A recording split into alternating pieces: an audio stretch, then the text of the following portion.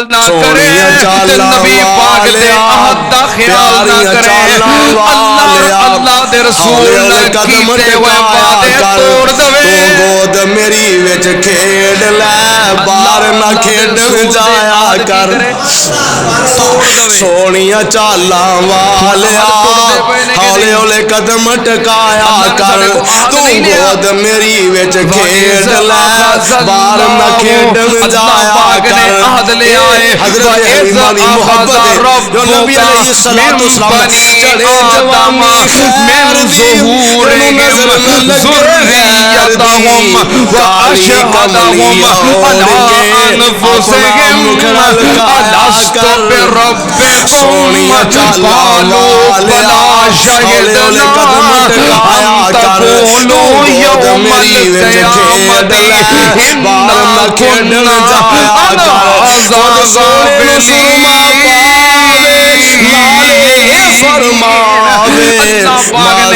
پوری انسانیت کو ہر بندے کو وعدہ دے آئے کیا میں تہاڈا رب سونیا چالاں والیا ہولے ہولے قدم ٹکایا کر تو گود میری وچ کھیڈ لے باہر نہ کھیڈن جایا کر سونیا یا اللہ تو ساڈا تیرا کھڑونا السلام علیکم ورحمۃ اللہ وبرکاتہ ان الحمد للہ نحمده ونستعینه ونستغفره ونؤمن به ونتوکل علیہ ونعوذ باللہ من شرور انفسنا ومن سیئات اعمالنا من يهده الله فلا مضل له ومن يضلله فلا هادي له ونشهد أن لا إله إلا الله وحده لا شريك له ونشهد أن محمدًا عبده ورسوله أما بعد فإن خير الحديث كتاب الله وخير الهدي هدي محمد صلى الله عليه وآله وسلم وشر الأمور محدثاتها وكل محدثة بدعة وكل بدعة ضلالة وكل ضلالة في النار اللهم صل على محمد وعلى آل محمد صلى الله عليه وسلم كما صليت على إبراهيم وعلى آل إبراهيم إنك حميد مجيد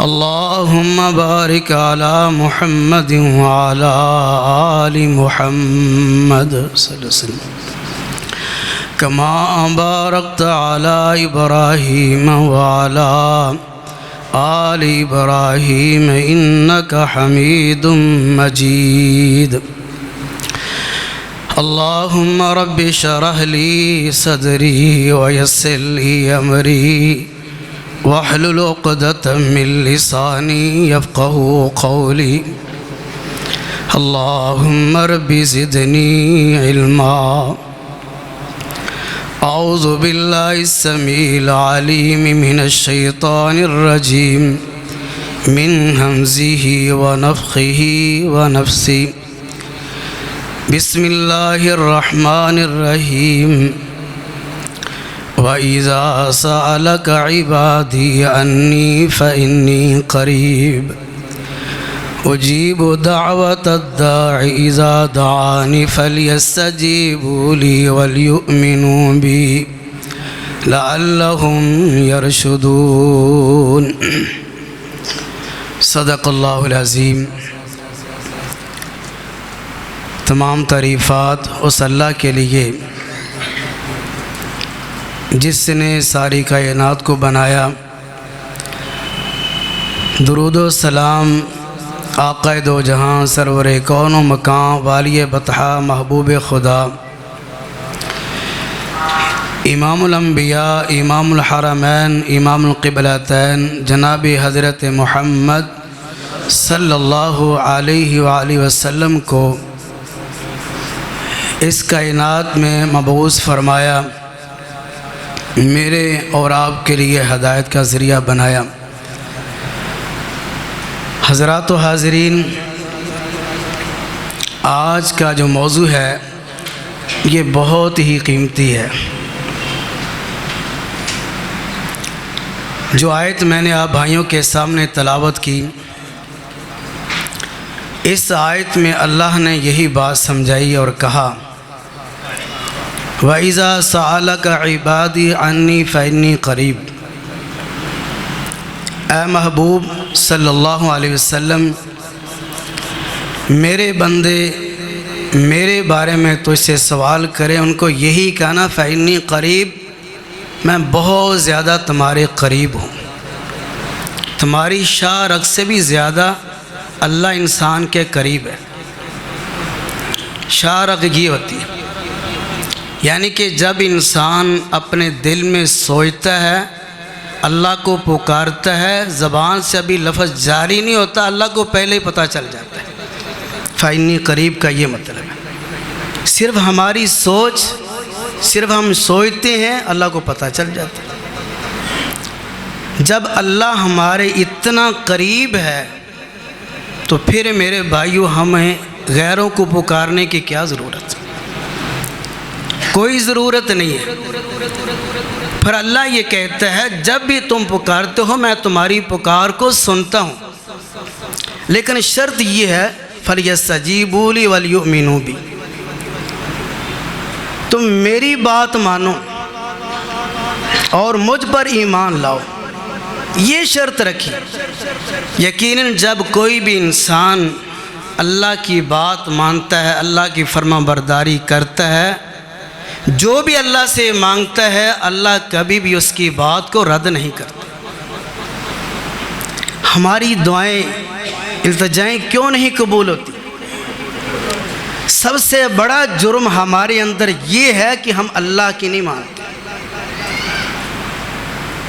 جب ہم اللہ کی ماننی شروع کر دیں گے، اللہ ہماری ہر بات ماننے کے لیے تیار ہے، چونکہ اس نے خود کہا ہے وَقَالَ رَبُّكُمُ ادْعُونِي أَسْتَجِبْ لَكُمْ، تم مجھے پکارو، اللہ نے حکم دیا ہے، تم مجھے پکارو، میں تمہاری پکار کو سننے کے لیے تیار ہوں۔ لیکن یہ بات یاد رکھنا ان الذین یستکبرون عن عبادتی سیدخلون جہنم داخرین، اگر تم نے مجھے نہ پکارا، میری نہ عبادت کی، میں تمہیں جہنم کے اندر داخل کروں گا۔ دوسرے طریقے سے سمجھا دیا، حکم یہ دیا کہ تم مجھے پکارو، میں تمہاری پکار کو سننے کے لیے تیار ہوں، جو نہیں مجھے پکارے گا اس کو میں جہنم کے اندر داخل کروں گا۔ اب ہم نے کیا کرنا ہے؟ حق یہی ہے کہ صرف ایک اللہ کو پکارے۔ حدیث میں آتا ہے رسول اللہ صلی اللہ علیہ وسلم نے فرمایا جو دعا ہے یہ عبادت کا مغز ہے، یہ دین کا ستون ہے، زمین و آسمان کا نور ہے، اور مومن آدمی کے لیے دعا ہتھیار ہے، جب چاہے جس وقت چاہے یہ استعمال کر سکتا ہے۔ مجھے یہ بتائیں، جب کسی انسان کے پاس اسلحہ ہو، ہتھیار ہو، دشمن کا ڈر خوف ختم ہو جاتا ہے۔ اللہ نے ہمیں کتنا عظیم ہتھیار دیا، دعا۔ اللہ نے یہ کہا جب بھی تمہیں کسی چیز سے ڈر لگے صرف اللہ کو پکارو، اللہ تمہاری پکار سننے کے لیے تیار ہے، صرف پکار ہی نہیں تمہاری مدد بھی کرے گا۔ یہ ہتھیار ایسا ہے جب چاہے جس وقت چاہے استعمال کر لیں۔ لیکن بعض اوقات ایسے ہوتے ہیں، زیادہ چانس ہوتے ہیں کہ اللہ تعالیٰ اس کی پکار کو بہت جلد قبول کر لیتے ہیں۔ ان میں سے ایک یہ بھی وقت ہے، رسول اللہ صلی اللہ علیہ وسلم نے فرمایا جو انسان آدھی رات کو، رات کے پچھلے پہر کو اللہ کو پکارتا ہے، اللہ کو یاد کرتا ہے، اس وقت اللہ تعالیٰ اس کی دعا کو رد نہیں فرماتے، چونکہ اللہ خود پہلے آسمان کے اوپر آ جاتا ہے اور اللہ یہ اعلان کرتا ہے لوگوں کے درمیان، لوگوں کو یہی کہتا ہے کوئی مانگنے والا میں اس کو دوں، کوئی بیمار ہے میں اس کو شفا عطا کروں، کوئی گناہ گار ہے میں اس کے گناہوں کو معاف کروں۔ اللہ خود ہی اعلان کرتا ہے، اور کتنے وہ خوش نصیب لوگ ہیں جو رات کے پچھلے پہر اللہ کو یاد کرتے ہیں، اللہ کو پکارتے ہیں، کتنے خوش نصیب ہیں۔ رسول اللہ صلی اللہ علیہ وسلم نے ایسے لوگوں کے لیے دعا دی ہے جو لوگ تہجد کی نماز کو ادا کرتے ہیں، اللہ کو پکارتے ہیں، اللہ کے نبی نے ایسے لوگوں کے حق میں دعائے رحمت کی ہے، اللہ ایسے لوگوں کے اوپر اپنی رحمت نازل فرمائے۔ کتنے یہ خوش نصیب لوگ ہیں۔ یہی بس نہیں، رسول اللہ صلی اللہ علیہ وسلم نے فرمایا جو لوگ رات کے پچھلے پہر اللہ کو یاد کرتے ہیں، اللہ کو پکارتے ہیں، ایسے لوگوں کی طرف اللہ دے کر مسکراتا ہے، ہنستا خوش ہوتا ہے۔ حدیث میں آتا ہے نبی صلی اللہ علیہ وسلم نے فرمایا جس آدمی کی طرف اللہ دے کر ایک دفعہ مسکرا لے اس انسان کے لیے جہنم کی آگ حرام ہو جاتی ہے۔ کتنا وہ خوش نصیب ہے جو رات کی پچھلے پہر اٹھتا ہے، اللہ کے سامنے کھڑا ہوتا ہے اور اللہ اس کو دے کر خوش ہوتا ہے، کتنا خوش۔ یہ جو پچھلا پہر ہوتا ہے یہ میرے بھائیوں بڑا قیمتی ہوتا ہے، پچھلے پہر اللہ دعاؤں کو قبول کرتا ہے۔ اسی طرح جب اذان ہوتی ہے، اذان سے لے کر اقامت تک جو بھی دعا مانگی جاتی ہے اللہ قبول کرتا ہے۔ بارش کا موسم ہو تب دعا کی جائے اللہ قبول کرتا ہے۔ اسی طرح سجدے کی حالت میں انسان اللہ سے التجا کرتا ہے، دعا کرتا ہے، اللہ قبول کرتا ہے۔ زمزم کا پانی پینے سے پہلے جو انسان دعا کرتا ہے اللہ تعالیٰ قبول کرتا ہے۔ اور اسی طرح فرمایا جمعے کے دن ایک ایسی گھڑی ہے، اس گھڑی میں جو مانگا جائے اللہ تعالیٰ وہی عطا فرما دیتا ہے۔ علماء نے یہ لکھا ہے زیادہ تر عصر سے لے کر مغرب سے پہلے تک یہ جو جمعے کا ٹائم ہوتا ہے بڑا ہی قیمتی ہوتا ہے۔ اس ٹائم کے اندر جو بھی انسان اللہ سے مانگتا ہے اللہ تعالیٰ اس کو عطا فرما دیتا ہے۔ یعنی کہ بعض اوقات وقت ایسا ہوتا ہے جس میں زیادہ چانس ہوتے ہیں کہ اللہ تعالیٰ اس انسان کی دعا کو قبول فرما لے، اور ویسے اللہ تعالیٰ نے ہر وقت انسان مومن کو اختیار دیا ہے۔ یہ ضروری نہیں ہے کہ صرف ان وقتوں میں دعا کرے گا قبول ہوگی ورنہ نہیں، جب چاہے جس وقت چاہے اللہ تو رات دن ہر وقت ہر انسان کی انتظار کرتا ہے۔ کوئی بھی انسان مجھے پکارے میں اس کی پکار کو سننے کے لیے تیار، کوئی ایسا لمحہ نہیں، ہر وقت اللہ تعالیٰ انتظار کرتا ہے میرے بندے مجھے پکارے میں اس کی پکار کا جواب دوں، اس کی دعا کو سنوں۔ اور میرے بھائیوں جب بھی ہم نے اللہ سے دعا کرنی ہے اس کا طریقہ ہمیں یہ ہونا چاہیے۔ نمبر 1 نبی صلی اللہ علیہ وسلم کا جو طریقہ تھا، آپ کا جو عمل تھا، جب بھی آپ دعا کرتے تو وضو کی حالت میں دعا کرتے۔ دوسرا آپ کا عمل یہ بھی تھا قبلہ کی طرف منہ کر کے، جب بھی آپ نے دعا کی قبلہ کی طرف منہ کر کے دعا کرنی چاہیے۔ اور نبی صلی اللہ علیہ وسلم جب انسان قبر کے اوپر جائے تب بھی انسان قبلہ کی طرف منہ کر کے دعا کرے، یعنی کہ جب بھی کوئی بھی دعا کرنی ہے یہ آداب میں سے ہے کہ جب بھی ہم نے دعا کرنی ہے قبلہ کی طرف منہ کر کے دعا کریں۔ اور اسی طرح فرمایا نبی صلی اللہ علیہ وسلم نے اپنی دعا کے اندر خلوص ہونا چاہیے، پوری توجہ کے ساتھ اللہ کے سامنے التجا کرنی چاہیے، دعا کرنی۔ جس دعا کے اندر جتنا خلوص ہوگا وہ دعا اتنی ہی اللہ کے ہاں قبول ہوگی۔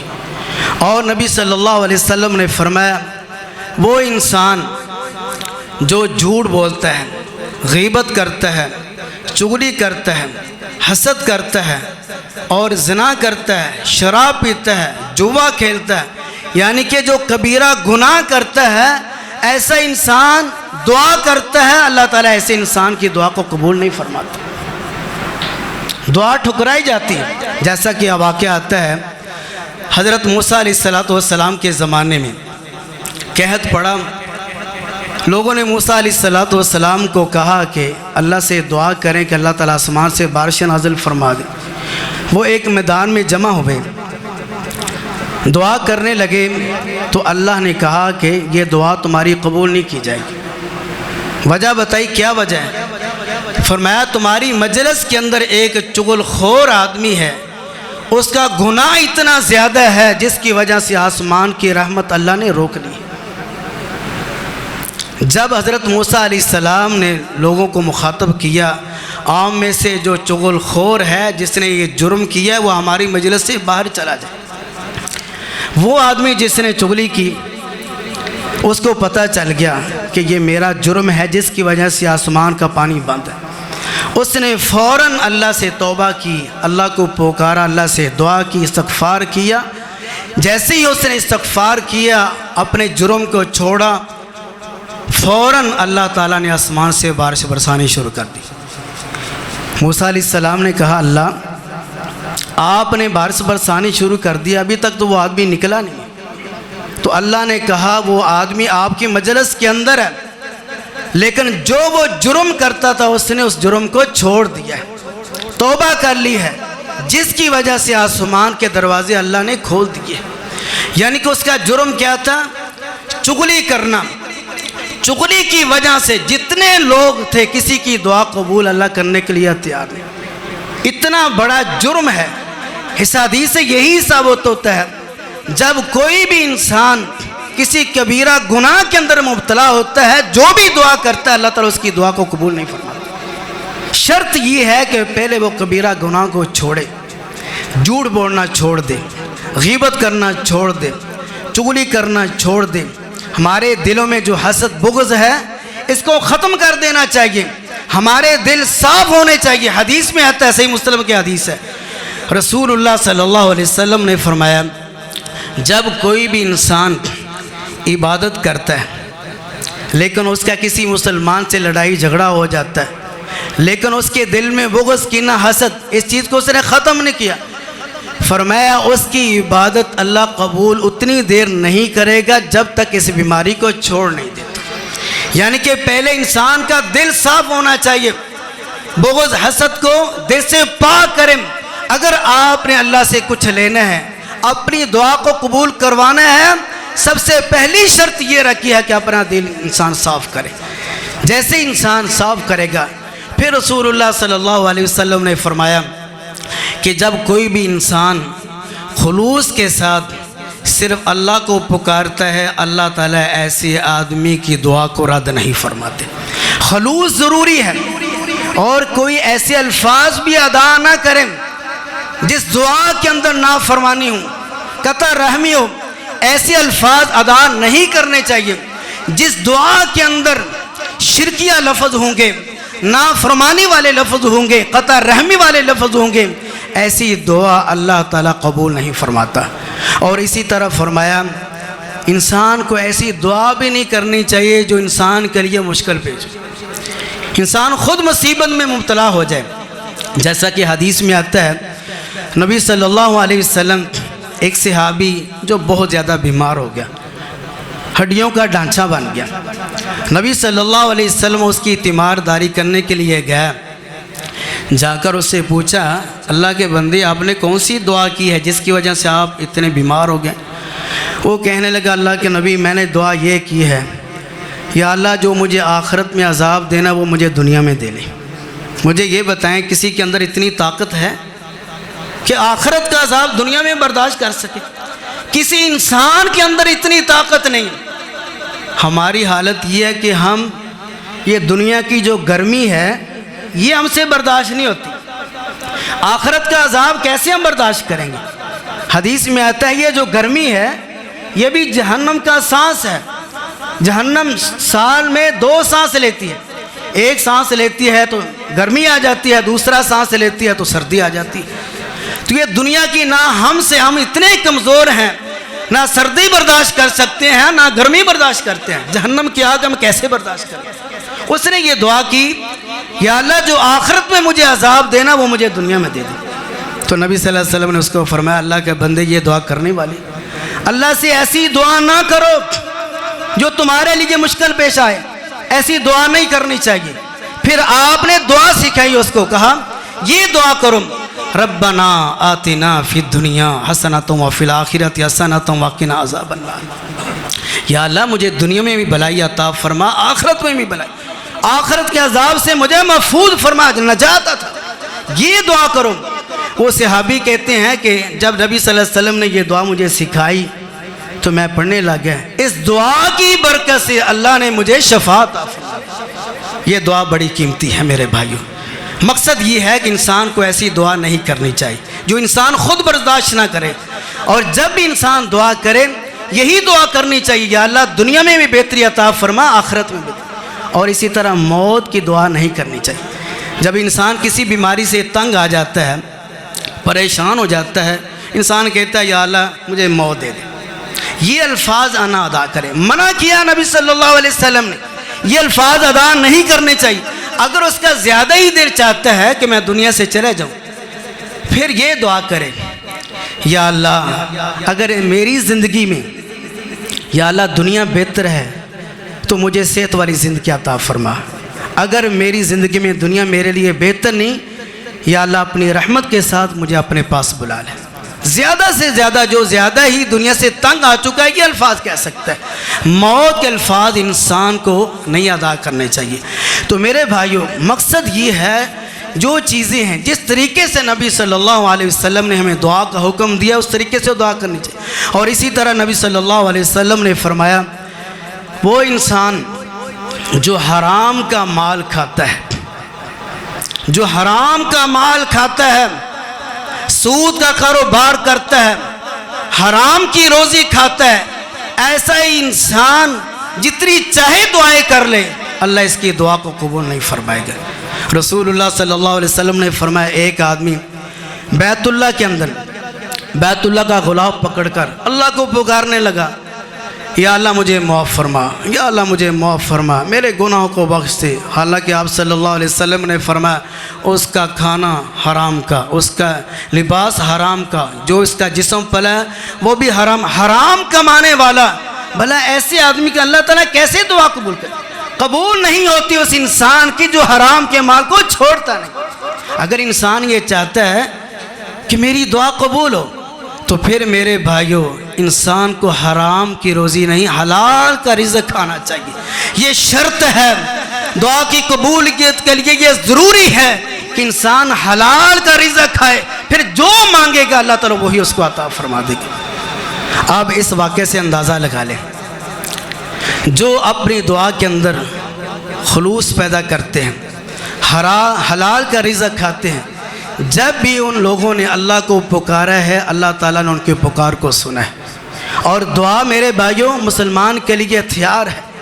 جب بھی انسان کے لیے کوئی مشکل پیش آئے اللہ سے دعا کرے، اللہ تمہاری مصیبتوں کو ٹال دیتا ہے۔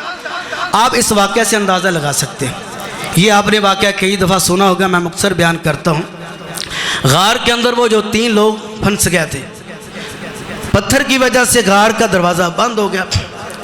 اب تینوں نے کیا کیا؟ اللہ سے دعا کی، جو بھی انہوں نے نیک عمل اللہ کے لیے کیے اللہ کے سامنے پیش کیے۔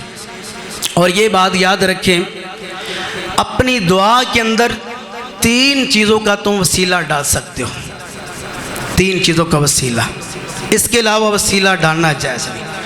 نمبر 1 اللہ کی ذات کا وسیلہ، نمبر 2 اللہ کے ناموں کا وسیلہ، نمبر 3 جو عمل تم نے صرف اللہ کے لیے کیا ہے خالصاً، جو عمل تم نے اللہ کے لیے کیا ہے وہ عمل کا وسیلہ تم اپنی دعا کے اندر ڈال سکتے۔ اس کے علاوہ کسی اور چیز کا وسیلہ اپنی دعا کے اندر ڈالنا یہ جائز نہیں، یہ شرک ہے، یہ گناہ ہے، ایسی دعا اللہ قبول ہی نہیں فرماتا۔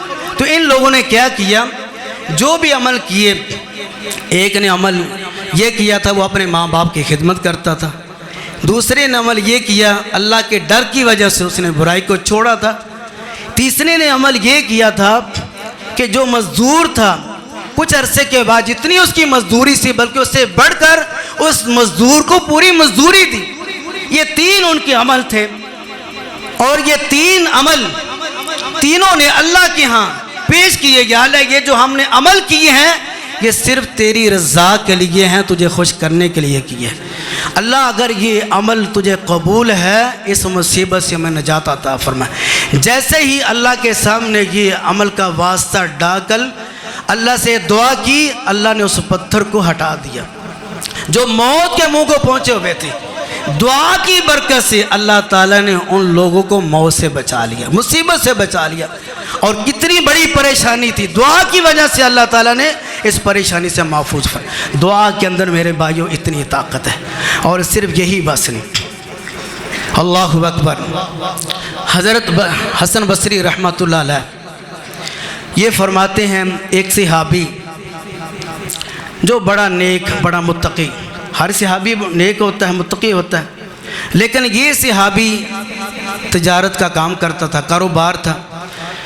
ایک دفعہ یہ اپنے گھر سے مال لے کر نکلا تو راستے کے اندر ایک ڈاکو مل گیا، چور مل گیا، ڈاکو۔ اس نے اس صحابی کو کہا کہ جتنا مال ہے یہ مجھے دے دے۔ اس نے سارا مال دے دیا۔ دینے کے بعد وہ ڈاکو کہنے لگا اب میں نے آپ کو چھوڑنا نہیں، آپ کو میں نے مارنا، قتل کرنا۔ اس صحابی نے کہا اللہ کے بندے آپ کو مال چاہیے، میں نے مال دے، میری جان کیوں لے رہا تھا؟ جو آپ نے مانگا میں نے آپ کو دے دیا، میری جان کیوں لے رہا؟ کیا ضرورت ہے میری جان؟ اس نے کہا میں نے آپ کو مار دینا۔ کافی اس نے کوشش کی لیکن اس نے ایک بھی نہ سنی، مارنے لگا۔ اس صحابی نے کہا ٹھیک ہے آپ نے مجھے قتل تو کر دینا، مار تو دینا ہے، لیکن مجھے 4 رکعت نماز ادا کرنے دو، 4 رکعت نماز ادا کرنے دو۔ میرے بھائیوں اس حدیث سے یہ بھی ثابت ہوتا ہے جب آپ کے لیے زیادہ ہی مشکل ہو، نماز کے ذریعے تم اللہ سے مدد مانگ سکتے ہو۔ اور نبی صلی اللہ علیہ وسلم کی سنت ہے، جب بھی کوئی انسان، نبی صلی اللہ علیہ وسلم بذات خود، جب بھی آپ کو کوئی مشکل پیش آئی ہے، جب بھی کوئی پریشانی آئی، آپ نے کیا عمل کیا؟ نماز پڑھی، نماز کے ذریعے اللہ سے مدد مانگی، اللہ نے مدد دی۔ وَاسْتَعِینُوا بِالصَّبْرِ وَالصَّلَاةِ، اللہ نے قرآن میں کہا جب بھی آپ کو کوئی پریشانی آئے، دکھ ہے، نماز کے ذریعے اللہ سے مدد مانگو، اللہ تمہاری مدد کرے گا۔ اس صحابی نے کہا کہ مجھے 4 رکعت نماز ادا کرنے دو۔ اس نے شروع کر دی، نماز تیز تیز پڑھی، اور آخری رکعت میں آخری سجدے میں وہ سجدہ لمبا کر دیا اور اللہ تعالیٰ کی تعریف بیان کی، تعریف اتنی زیادہ بیان کی، اور آخری جو اس کے الفاظ سے وہ یہ تھے یا مغیث اغثنی، یا مغیث اغثنی، یا مغیث اغثنی۔ سجدے کے اندر یہ دعا کر رہے۔ جب اس نے یہ دعا بار بار کہی، 3 دفعہ ان الفاظ کو دہرایا، تو ایک فرشتہ آیا جو اس کا دشمن تھا، جو ڈاکو تھا، اس کو اس نے ختم کر دیا، مار دیا۔ اور وہ فرشتہ اس کو کہنے لگا اے صحابی آپ کھڑے ہوں، جو آپ کا دشمن ہے میں نے اس کو قتل کر دیا۔ وہ صحابی کھڑا ہوا، اس نے دیکھا واقعی وہ قتل ہو گیا۔ یہ جو فرشتہ یہ جانے لگا، کہا کہ آپ مجھے بتائیں تو صحیح آپ کو کس نے بھیجا ہے؟ اس فرشتے نے یہ بات کہی اللہ کے بندے جب آپ نے آخری سجدہ کیا اور آخری سجدے میں یہ دعا پڑھی یا مغیث اغثنی، جب تو نے ایک دفعہ پڑھا، یہ دعا یاد کر لے، بڑی قیمتی دعا ہے۔ جب تو نے ایک دفعہ یہ کہا یا مغیث اغثنی، آسمانوں کے سارے دروازے کھل گئے اس دعا کی وجہ سے۔ جب دوسری دفعہ کہا یا مغیث اغثنی، جتنے فرشتے تھے آسمانوں پہ سب فرشتوں کے اندر ہلچل مچ گئی، یہ کون ہے دعا کرنے والا، یہ کون ہے اللہ کو پکارنے والا؟ سارے فرشتے حیران ہو گئے۔ اور تیسری دفعہ جب تو نے یہ کہا یا مغیث اغثنی، وہ فرشتہ کہتا ہے میں نے خود اللہ کو کہا یا اللہ یہ بندہ تجھے بار بار پکار رہا ہے، مجھے اس کی مدد کے لیے مبعوث کر دے، بھیج دے۔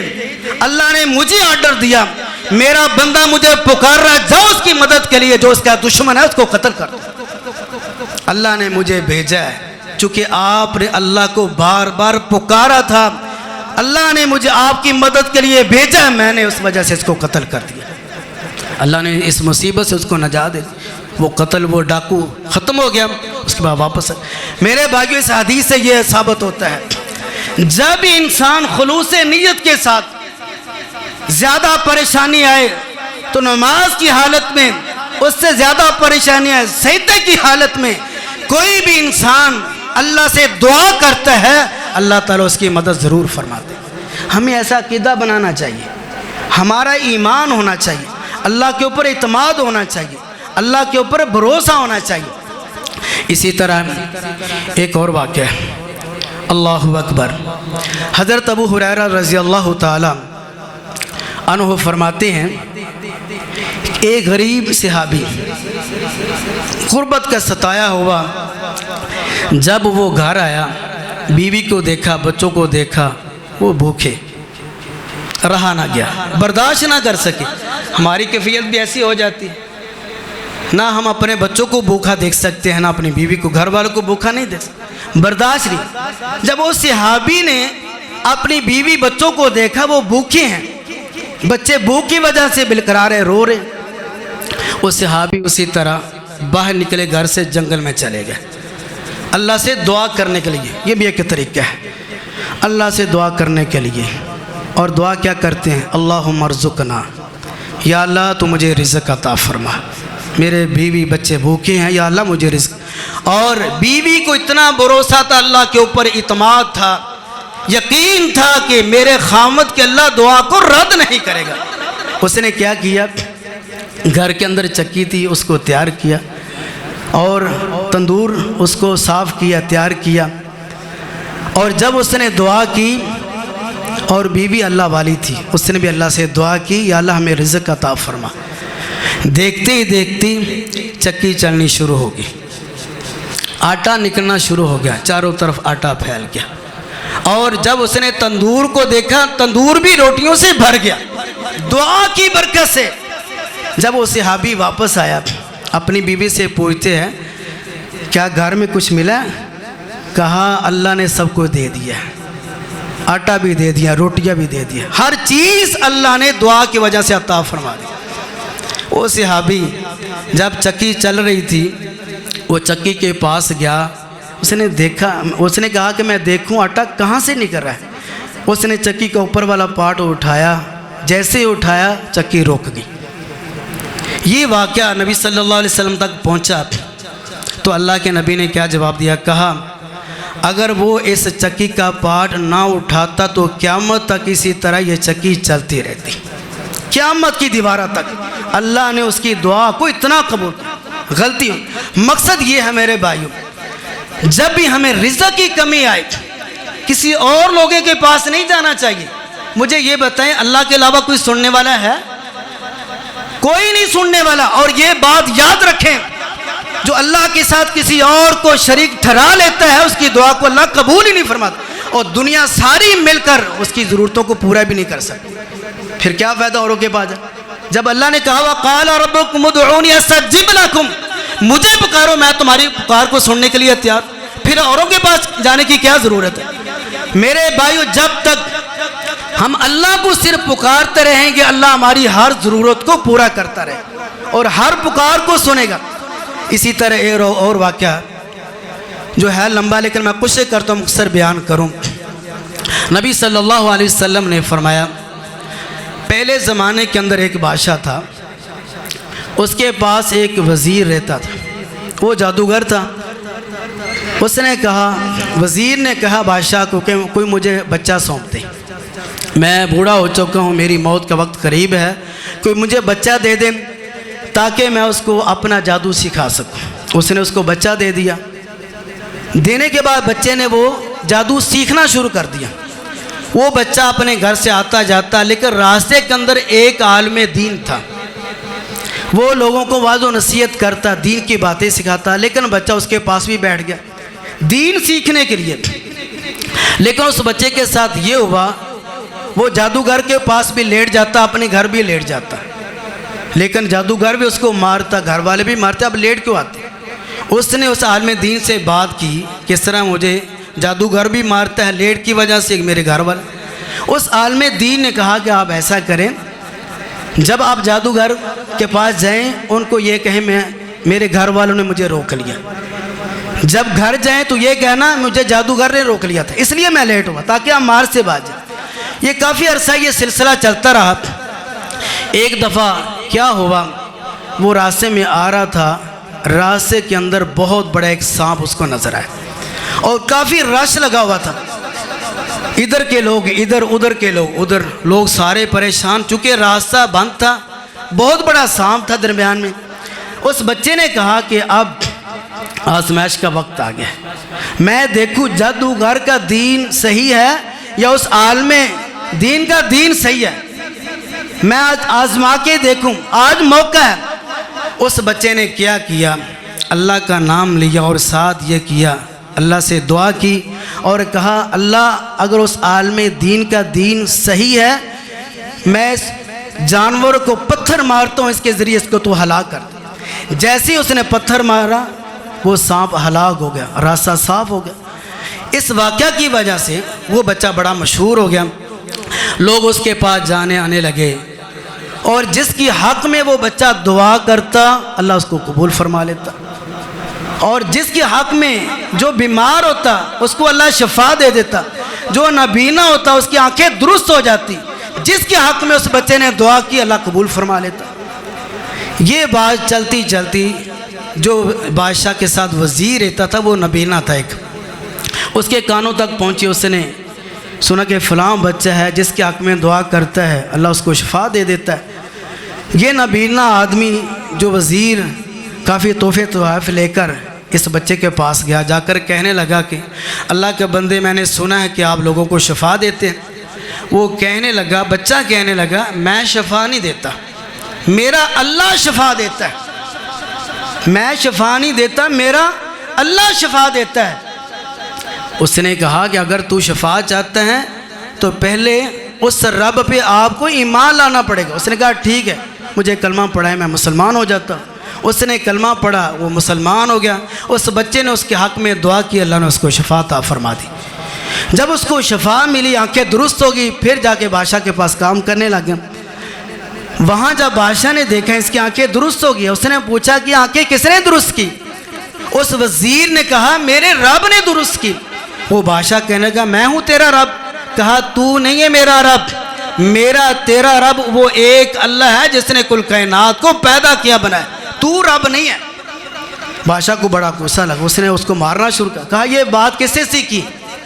اس نے اس بچے کا نام لیا اور بچے کو گرفتار کیا گیا اور بچے کو بھی مارا پیٹا۔ اس کو کہا آپ نے یہ بات کس سے سیکھی؟ اس نے اس عالم دین کا نام لیا، اس عالم دین کو گرفتار کیا گیا۔ جب عالم دین گیا بادشاہ کے سامنے، اس نے کیا کیا، اس عالم دین کے 2 ٹکڑے کر دیے، اس کو شہید کر دیا، صرف اس بات سے کہ میرے رب کسی اور کو رب کیوں بناتا ہے، اس بات کی وجہ سے۔ جب وہ اس بچے کو کہا کہ آپ بھی اس دین کو چھوڑ دے، بچے نے کہا میری جان تو جا سکتی ہے، میں اس دین کو نہیں چھوڑ سکتا۔ آخر کار اس نے کیا کیا، سپاہیوں کو حکم دیا کہ اس بچے کو پہاڑ کے اوپر لے جاؤ، وہاں نیچے گرا کے ختم کر دو۔ سپاہی لے کے اس کو چلے گیا، جب پہاڑ کی چوٹی کے اوپر گئے وہاں اس بچے کو گرانے لگے۔ بچے نے اللہ سے دعا کی، کون سی دعا؟ اللہم اکفنیہم بما شئت، اللہ جیسے چاہے مجھے تو اس سے نجات عطا فرما۔ جب اس بچے نے اللہ سے دعا کی تو اللہ نے کیا کیا، پہاڑ کے اندر لرزہ طاری ہوا، جتنے سپاہی تھے سارے مر گئے، اللہ نے بچے کو محفوظ کر لیا۔ وہ بچہ پھر اس کے سامنے، اس بادشاہ کے سامنے پھر پیش ہو گیا۔ کہا میرے سپاہی کہاں؟ کہا وہ مر گئے۔ پھر اور سپاہیوں کو بھیجا، کہا جاؤ اس کا سمندر کے اندر ڈبو کے آؤ۔ اور سپاہی گئے، کشتی کے اندر سوار کیا، اور جب وہ اس بچے کو پھینکنے لگے، اس بچے نے پھر اللہ سے دعا کی، अल्लाहुम्मा अक्फिनीहिम बिमा शिअता, या अल्लाह मुझे इन जालिमों से नजात अता फरमा। एक मौज आई, जितने सिपाही थे सारे मार गया, बच्चा फिर बच गया। बच्चे को अल्लाह ने, ये दुआ इतनी कीमती है हमें, जो इंसान किसी मुसीबत के वक्त ये दुआ पढ़ ले अल्लाह उसकी मदद जरूर करेगा। ये दुआ अल्लाहुम्मा अक्फिनीहिम बिमा शिअता। बच्चा फिर बादशाह के सामने जाके पेश हो, कहने लगा, बादशाह को कहने लगा, ए बादशाह, जितनी ताकत तेरे अंदर है तू सारी लड़ा रहा है, तू मुझे ख़त्म नहीं कर सकता, मार नहीं सकता। क्यों? उस बच्चे का ईमान इतना मजबूत था, मेरे रब के अलावा कोई मुझे नुकसान नहीं पहुंचा सकता, कोई मुझे मार नहीं सकता। ऐसा ईमान होना चाहिए, ऐसा अकीदा हो, फिर अल्लाह ज़रूर मदद के लिए आता है।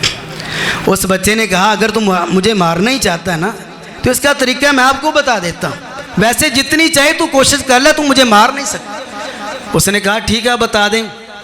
उसने कहा पहले सारे लोग जमा कर एक मैदान के अंदर। उसने कहा ठीक है।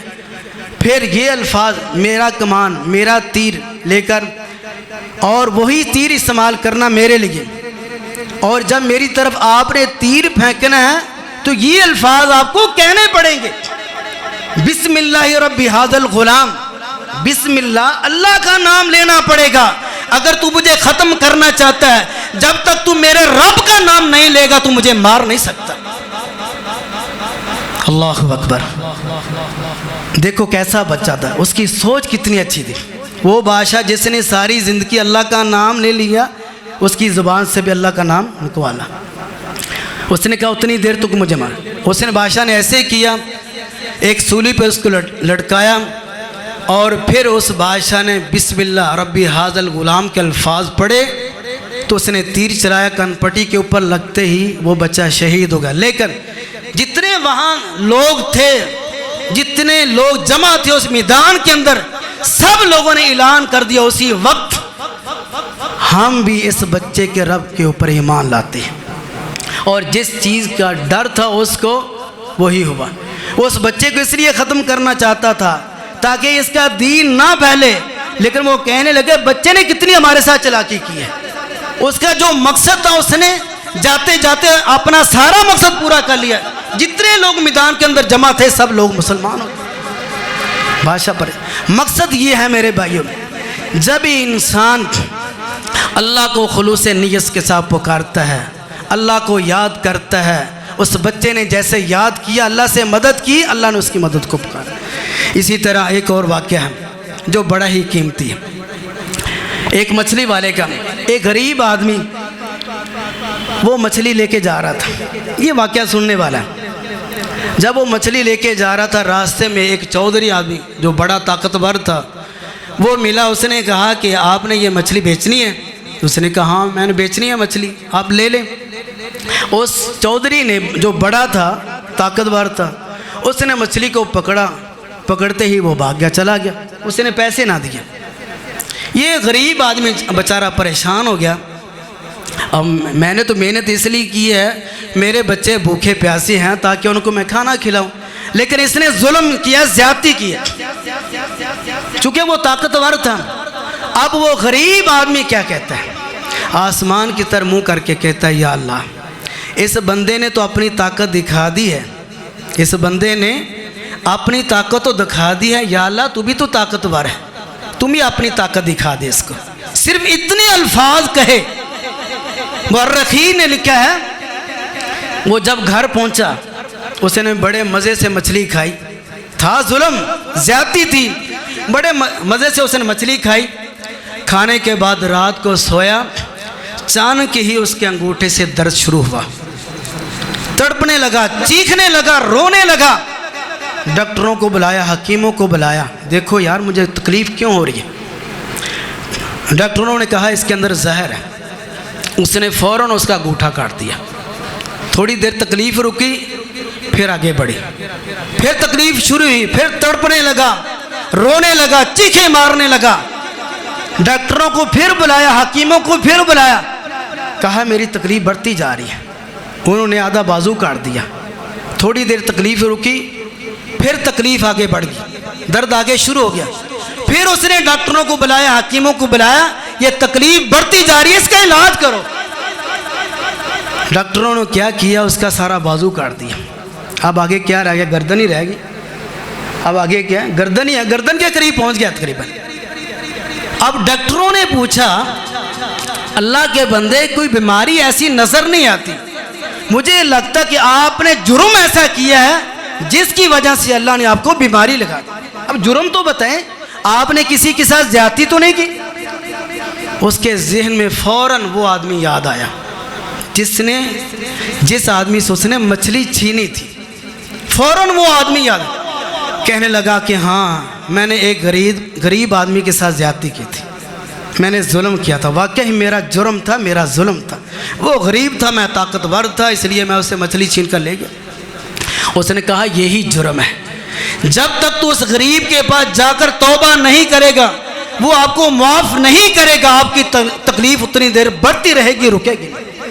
वो फ़ौरन वो आदमी आया, उसका बाजू सारा काट चुका था। वो फ़ौरन वो आदमी आया, आकर उस मछली वाले को तलाश करने लगा। जैसे वो नजर आया फ़ौरन उसको अपने सीने लगा लिया। फ़ौरन, ये भी आजिज़ी है। अगर हमसे गलती हो जाए, किसी से भी, गरीब से भी आकर नहीं दिखानी चाहिए, तकब्बर गुरूर नहीं आना चाहिए। अगर हमसे गलती हो जाए फ़ौरन से माफ़ी मांगे।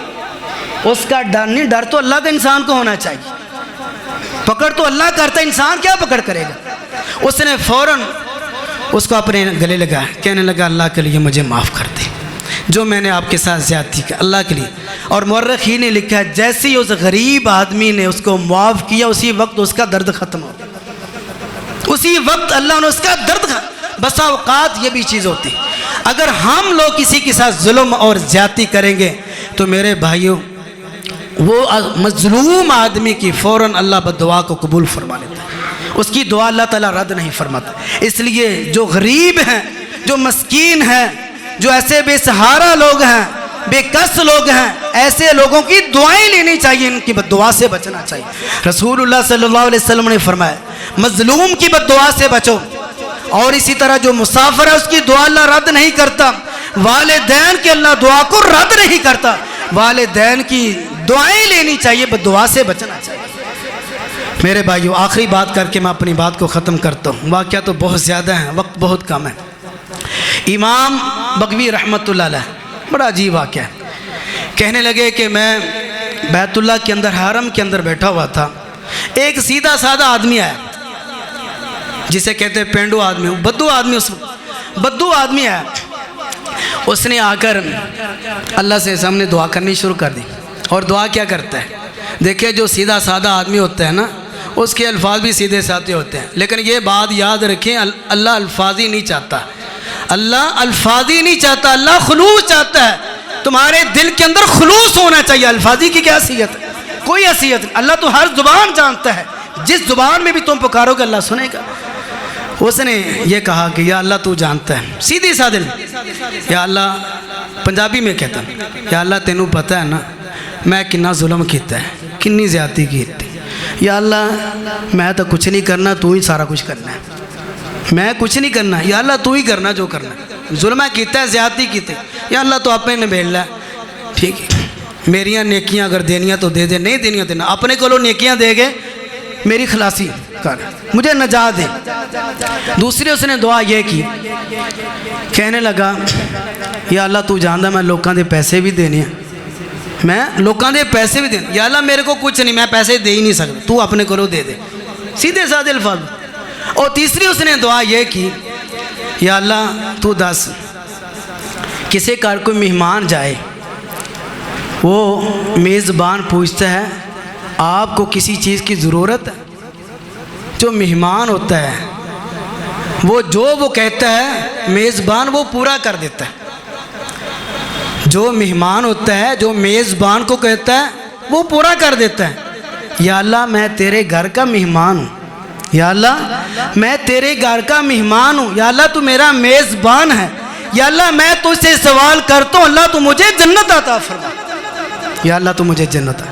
और इमाम बगवी रहमतुल्लाह अलैह कहते हैं कि ये इतने सादा अल्फाज उसके जब अदा हुए, मैं उसके पीछे बैठा था, इसके ये अल्फाज सुनकर मेरा दिल नरम हो गया। وہ ساری کائنات کا جو سردار ہے، جو ساری کائنات کا خالق ہے، مالک ہے، رازق ہے، مہربان ہے، اس کا دل کیوں نہ نرم ہوا ہوگا؟ یہ الفاظ یعنی کہ جب بھی کوئی انسان اللہ کو کسی لفظوں میں بھی پکارتا ہے، سیدھے سادے لفظ استعمال کرتا ہے، تو میرے بھائیوں اللہ تعالیٰ وہ بھی الفاظ کو قبول فرمائے۔ آخری بات اگر آپ اجازت دیں، 2-3 منٹ ہیں انشاءاللہ، یہ بات مختصر میں بیان کرتا ہوں۔ جو آیت میں اللہ اکبر، ابن عساکر رحمۃ اللہ علیہ انہوں نے ایک واقعہ نقل کیا ہے، کہنے لگا کہ ایک آدمی دمشق سے زیدانی کی طرف اپنا مال لے کر جا کرتا تھا، لوگوں سے کرایہ وصول کرتا، اپنے بچوں کا روزگار اس کا بنا ہوا تھا۔ ایک دفعہ اس کو ڈاکو ملا اور ڈاکو نے اپنا سامان رکھا اس کے کھچر کے اوپر، اس کو کہنے لگا آپ نے میرے ساتھ چلنا ہے۔ آگے گیا، آگے 2 راستے تھے، ایک شہر کی طرف جاتا تھا، ایک جنگل کی طرف جاتا۔ ڈاکو نے کہا کہ آپ نے جنگل کی طرف جانا ہے، یہ کہنے لگا کہ میں یہ راستہ نہیں۔ اس نے کہا کہ میں جانتا ہوں، جو میں نے کہنا وہی تم نے کرنا۔ جب یہ جنگل میں پہنچا، وہاں دیکھا کہ لاشیں پڑی۔ یہ آدمی بڑا پریشان ہو گیا، اب کیا ہوگا، یہ تو مجھے نہیں چھوڑے گا۔ اور واقعہ اس نے کہا آپ کھچر اپنا یہاں روک لے۔ جیسے اس نے روکا، اس نے ایک چھرا نکالا اس کو قتل کرنے کے لیے۔ وہ آدمی بھاگ گیا، لیکن یہ طاقتور تھا، اس نے اس کو پکڑ لیا۔ پکڑنے کے بعد کہنے لگا یہ جو مال ہے یہ سارا میرا ہے، کھچر بھی میرا ہے، یہ سب کچھ میرا، اب میں نے آپ کو زندہ نہیں چھوڑنا، آپ کو قتل کرنا۔ اس نے بڑی کوشش کی کہ یہ مجھے چھوڑ دے گا، لیکن یہ چھوڑنے کے لیے تیار نہیں۔ اس نے اللہ کے عذابوں سے ڈرا ہے، لیکن یہ نہ ڈرا۔ اب اس نے کیا کیا، اس ڈاکو کو کہا اللہ کے بندے آپ نے مجھے مارنا ہی ہے، مجھے 2 رکعت نماز ادا کرنے دو۔ دیکھیں یہ صحابہ کرام کا بھی عمل ہے، تابعیوں کا بھی عمل ہے، اور اسی طرح تبع تابعیوں ان کا بھی عمل ہے۔ جب بھی ہمیں کسی مدد کی ضرورت پڑے نماز پڑھنی۔ یہ کہنے لگا کہ مجھے نماز ادا کرنے دو۔ جب اس نے نماز شروع کی، موت کا ڈر اتنا تھا، خوف اتنا تھا، زبان سے کوئی الفاظ ادا کر ہی نہیں سکتا تھا، اتنا رعب، اتنا دبدبا، اتنا ڈر تھا۔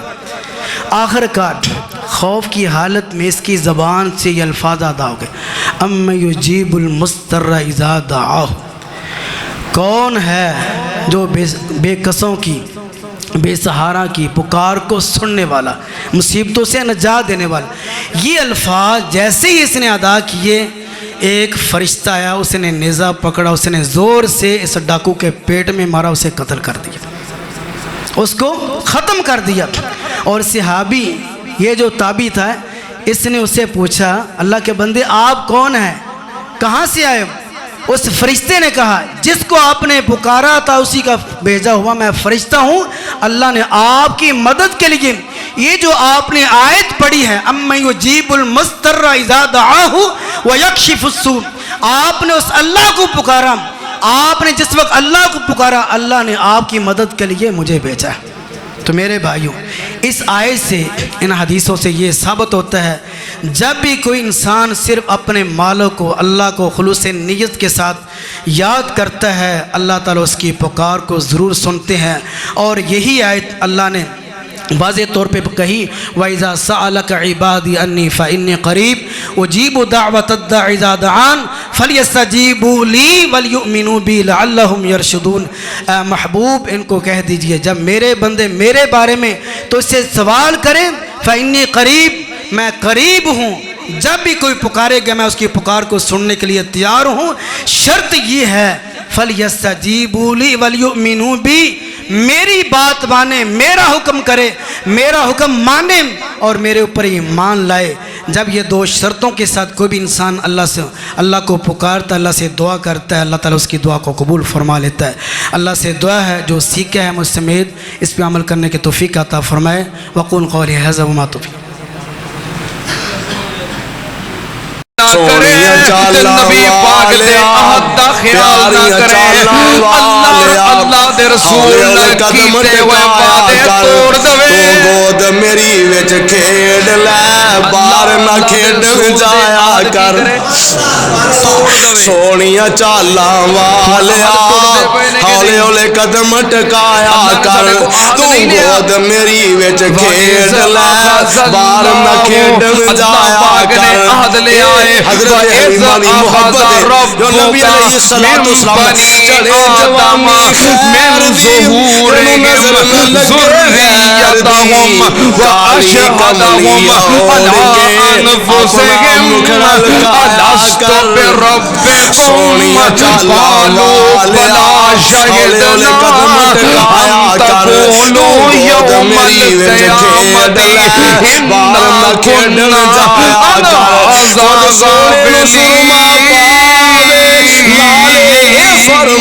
غافلين پوری انسانیت کو ہر بندے کو وعدہ لے آئے قیامت کا ڈر رب کے نہیں چالاں والیا ہولے ہولے قدم ٹکایا کر تو گود میری وچ کھیڈ لے باہر نہ کھیڈن جایا کر سوال یا اللہ تو ساڈا تیرا کھڑونا